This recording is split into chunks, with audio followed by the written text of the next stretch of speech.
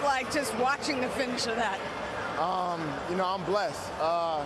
Appreciate everything that all my guys, you know, that put into me. Shout out Dak for feeding. Mike calling the great plays, and obviously the O-line holding up. But watching that finish, knowing that you couldn't do anything about it, just what was that like? Very stressful, but definitely I know my defense has us, and they definitely did it. They held it down. It was a career night for you. Just what felt good from the beginning? Just being aggressive, you know, from the start, understanding what we're going up against. We knew they liked man a lot, and that's right up our alley. The 92-yard catch, just take me through that play. Damn good play, bro. Appreciate you, bro. Good job, right? Appreciate that. I don't know, scramble drill, I saw Dak scramble, obviously to my direction. I did what I had to do in the scramble drill, and he gave me the opportunity. He just laid it up there, and I just had to finish. The last time you and I talked, you weren't happy. You hadn't been getting a lot of touches. You talked to your head coach. You said, I don't want to be a distraction, don't want to be a diva, but I can do more. What changed since then?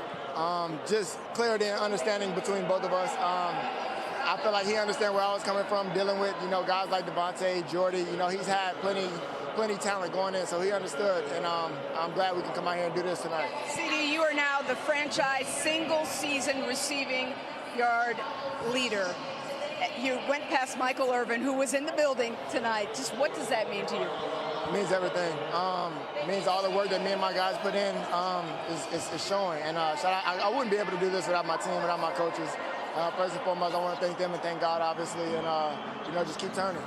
Thanks, CeeDee. Congrats on the win and the big night. Boy, I'll say, as big as it can get, second best in Cowboys franchise history, as he has 13 for 227 and a touchdown. And you saw Aaron Glenn, the defensive coordinator, come over and congratulate him on his night during that interview with Lisa. We update the playoff picture with the Cowboys and Lions both walking out of here 11-5. 49ers, they win out there, the #1 seed.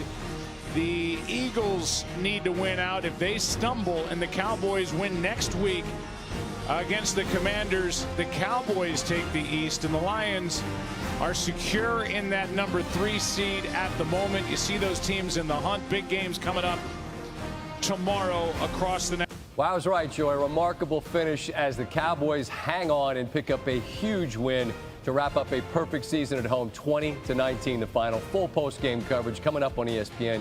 And I want to hear what both head coaches McCarthy and Campbell have to say. We dive into that two-point conversion that worked and was taken off the board for Detroit. A lot to get to, and it all begins on ESPN in 3 post-game show. I'm Scott Van Pelt. John Perry standing by with Joe Buck and Troy Aikman to help us digest, which was a memorable and very interesting finish in Dallas. The play calling of Coach McCain by a point, and I'm just your garden variety Monday Night Football on Saturday, right? Joe, Troy, John Perry join us now, and there's a lot to get to here, guys. And Troy, I want to just sort of begin with you, because this is clearly a play that Detroit would have practiced. They would have been prepared for what was required, and you know what you've got to do so that everybody is legal and eligible. I'm just trying to figure out how that didn't happen. What's your sense of that? Well, I'm not so sure it didn't happen. I mean, we're trying to figure out exactly what the process was, but initially the way that I saw it was that, well, maybe Dan Campbell and, you know, their special teams and everything that's involved didn't quite understand that you have to report even if you're in the game. But then when you go back and you watch the tape, Dan Skipper comes in, but Taylor Decker also walks over to the official, and you only do that if you're telling the official you're reporting as ineligible. And so I don't know if he just didn't hear that or what. They said that only Dan Skipper reported, but the evidence is on the tape. So it's hard for, you know, initially I thought, well, maybe he didn't report because he's already in the game, but hard to believe that he didn't. Here is the call that was made after the flags were thrown. What else could it be? Touching by number 68. So the call is, so there, I mean, that's it right there. You heard illegal touch by 68, did not report as eligible. So it's right there, yet you look at the replay and you watch Taylor Decker walk up to Brad Allen and say something. It would be odd for him to do that. Typically, he'd be in the huddle getting ready for the next play. I don't think Brad Allen ever recognized Decker. I think he sees number 70 come off the bench, and he follows him all the way into the line of scrimmage. He knows he's going to have an ineligible come in and play eligible. I think Decker tries to get to him and say, hey, me too. I'm with the ineligibles on this play. My guess is, based on where Brad is looking and the announcement, there's no acknowledgement. Well, you see that Goff is trying to get Decker to go over, and he does. My guess is that knowing how these things work, Decker is trying to tell the official, but he's not wanting to draw attention to himself at the same time.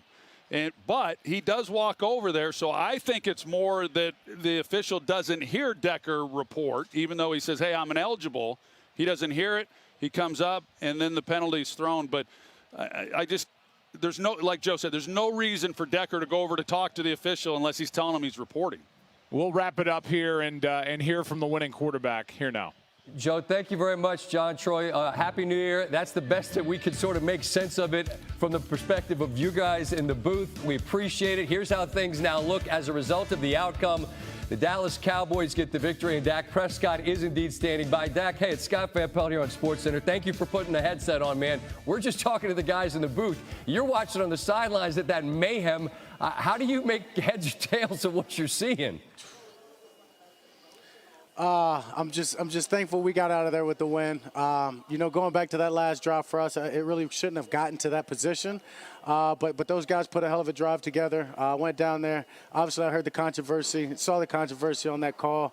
But that's football. 23 seconds was left on the clock. I was ready to go back out there and give it another shot. So that's kind of the name of the game. Yeah, and your kicker's got range from like 60, so you wouldn't need to get a ton of yards for at least him to have a chance. Neither here nor there. You guys win 20-19.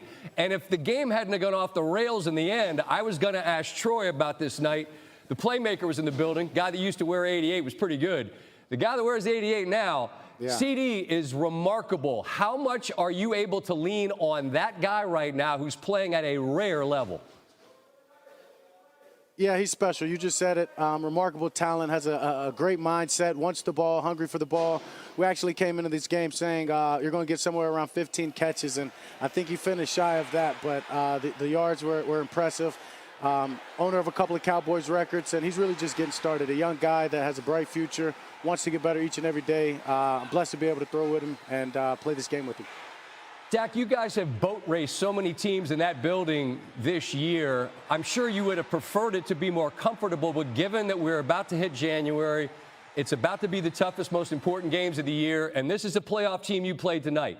To win the way you did, where maybe it's a little gritty and grimy, not necessarily what you might have preferred it to be, but the importance of winning the way you did. Is there something to that? Yeah, that's huge, especially just following last week, losing a close one out there in Miami. Being able to pull this one off, close win, defense making that stop with them going for two. Yeah, you need these late in the year to give you these confidence to understand it can be a back-to-back game, and you've got what it takes, or a low-scoring game, and you'll come out at the end. So, yeah, you'll take the easy, comfortable wins, but this is going to be huge for us moving forward.